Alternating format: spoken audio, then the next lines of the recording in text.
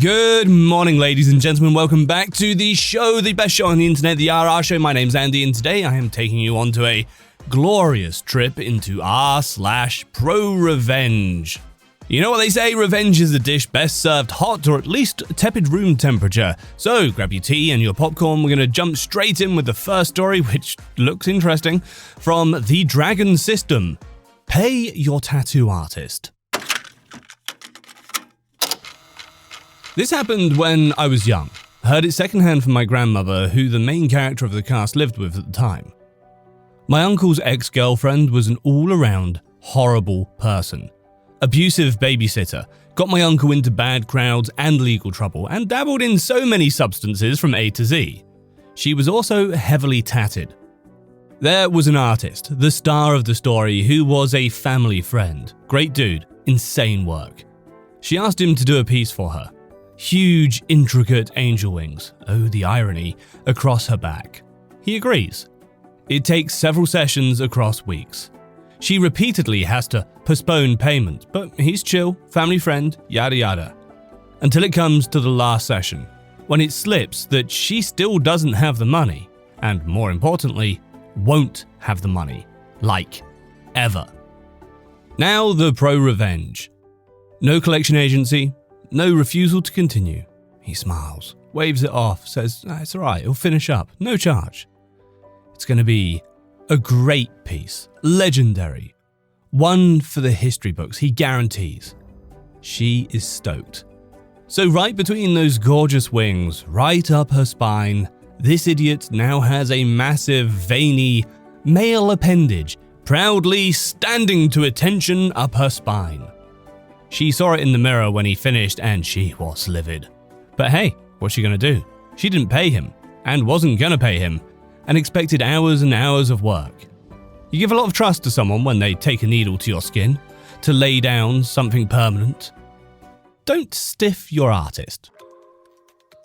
Yep, that one went about as I expected based on the title. Our next one is from, oh god, how is this pronounced? Pavo Jr. There we go. Usernames, how do they work? I had a member of staff try to force himself onto another member of staff. She chose not to press charges. That didn't sit right with me. To preface, I live in a country that employs a large foreign/expat workforce in pretty much every industry and in all levels. For someone to move here for work, they have to be sponsored by a company or the individual that's employing them. I own and operate a small restaurant business here and employ more than a handful of foreigners as servers, cleaners, kitchen staff, drivers, etc. So here's the story. I was lounging on my couch enjoying the last of my weekend one day when I get a call telling me that one of our sponsored employees, a server, let's call her Janice, was picked up for indecent exposure essentially. Long story short, she was caught hooking up with a guy in a private booth at a local restaurant. Basically, the police walked in on them whilst engaged in some seriously heavy petting. They were fully clothed, but the guy she was with, or practically on top of, should I say, had his junk out.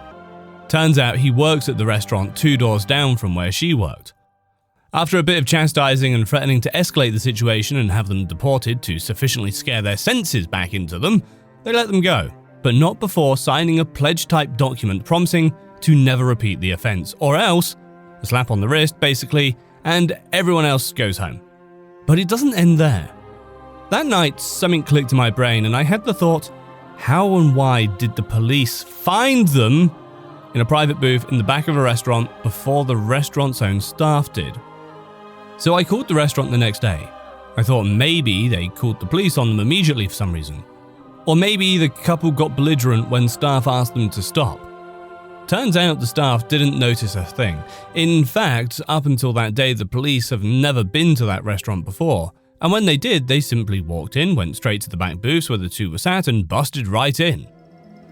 I realized this meant that someone must have seen them and called the cops on them point blank. The question was, who? I decided to speak to Janice. I wanted to speak to her anyway that day, both to check in and get her version of the situation. I also gave her the employer, you know you did something stupid chat, and reassure her that she's keeping her job. I also wanted to ask her who she thought called her in. Without hesitation, she said it had to be Sammy, who was one of our drivers. Why do you think it was Sammy? I asked. He's the one that dropped me off at the restaurant that day.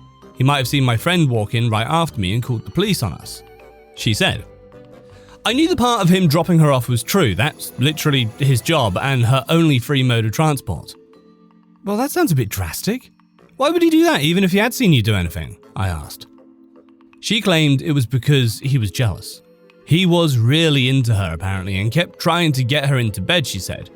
What genuinely pissed me off was when she told me that he actually tried to force himself onto her and she fought him off, and that he hasn't tried or even said anything since other than be very short and curt with her. My immediate response was, why on earth would you not tell me or one of your managers right away? She said she had dealt with it her way, and it stopped. Plus, she didn't want anybody to get fired on her account, and she didn't want any interactions with the authorities, so she decided not to make a big deal out of it in the first place. She also declined to press formal charges against him, which I advised her to do. Her declining infuriated me even more. This guy was going to get off scot-free. Now, clearly, I was about to fire Sammy, but in my mind, that just wasn't enough.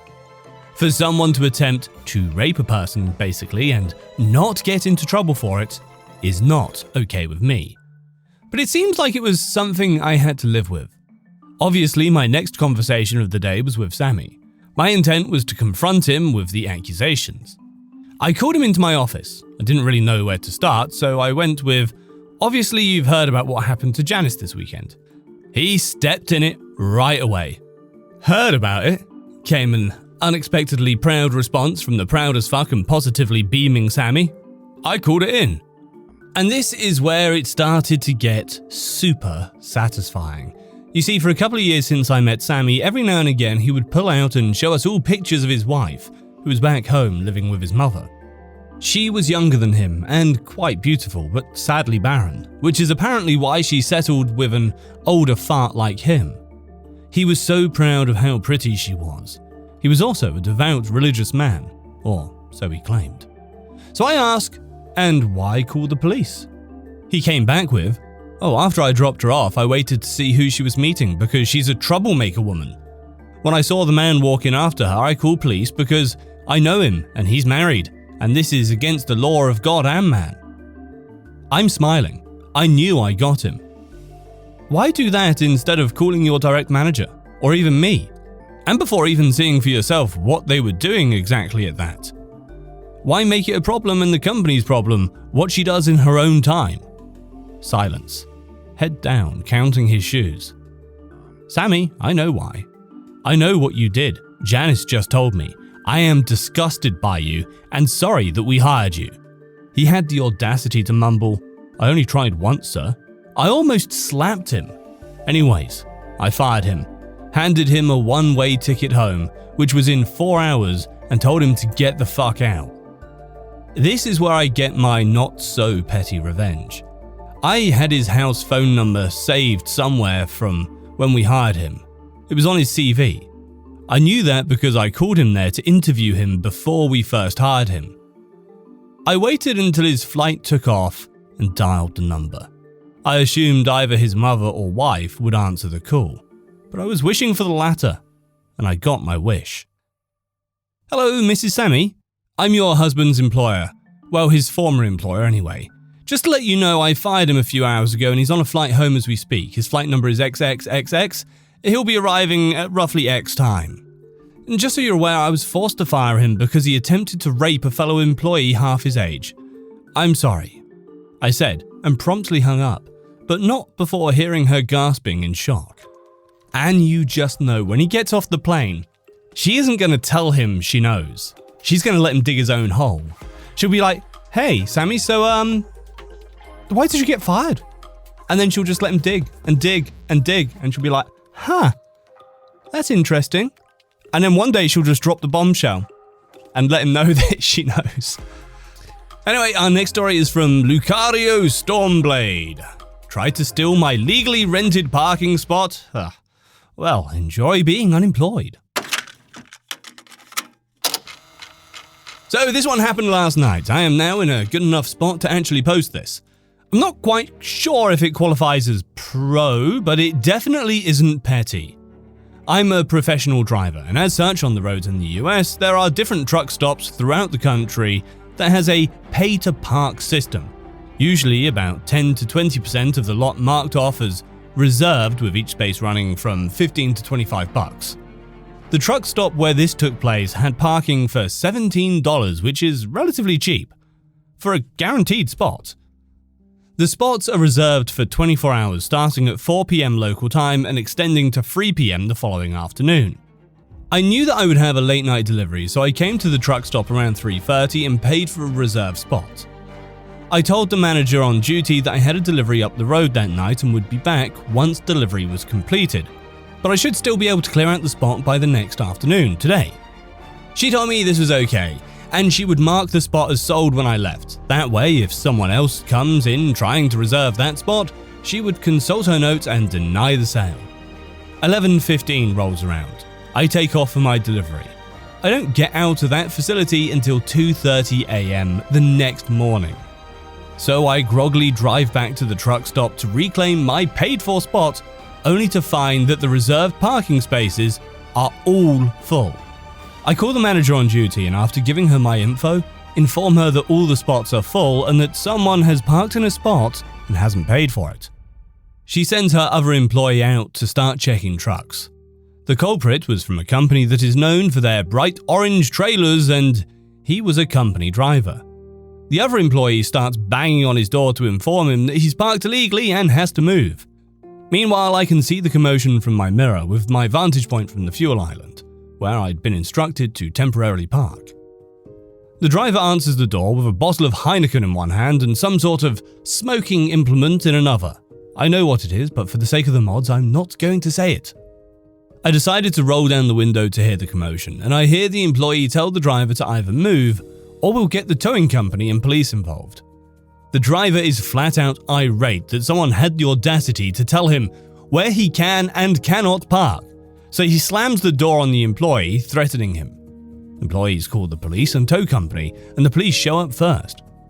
I'd worked for this company before, so I know their policies and, more importantly, what they can and cannot have in their trucks. Alcoholic beverages are not allowed in the cab. Anything that isn't a cigarette or cigar and a lighter, also not allowed. The coup de grace, a pew-pew of any kind, absolutely not allowed, and especially not allowed loaded. This driver had all that and some other not-so-legal substances in his cab, so he was hauled away in cuffs. The truck was hauled away on a wrecker. I made a call after the commotion died down to the company safety director and informed him that their rig will be in an impound lot, and their driver is going to jail over the not-so-legal stuff he had in his truck. She thanked me and said that he will definitely lose his job, especially over the alcohol and the other not-so-legal stuff. I guess he played the screw around and find out card and it bit him in his career.